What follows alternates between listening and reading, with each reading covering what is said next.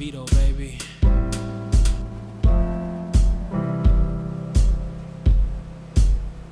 Guess it's true, I'm not good at a one-night stand, but I still need love, cause I'm just a man. Og en god weekend.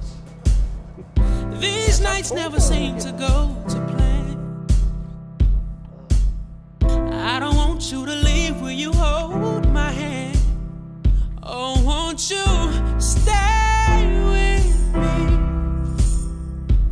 Cause you're all I need.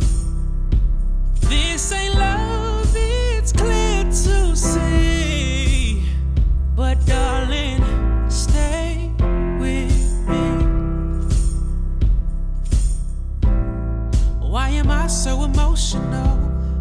I know it's not a good look and some self-control. Yeah.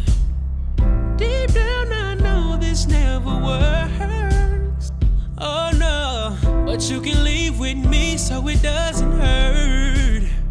Oh, won't you stay with me? Cause you're all I need. This ain't love. Jeg har været hjemløs hele mit liv. Jeg har perioder, hvor jeg har haft en lejlighed, og så er tingene gået galt. Hvad har gjort mig hjemløs? Nej, det er det samme, som alle andre bliver ramt af. Når det jo er gadedreng, og det har jeg været. Det er det mænd, der kigger faktisk også. Det ved jeg. Vi kender hinanden.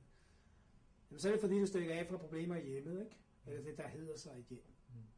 Store problemer.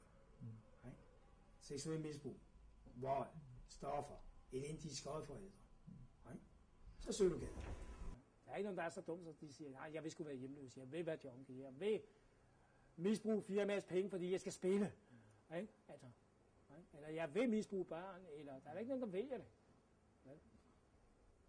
Og sådan er det også med hjemløshed. Der er ikke nogen, der vælger det. Men det kan være en udvej.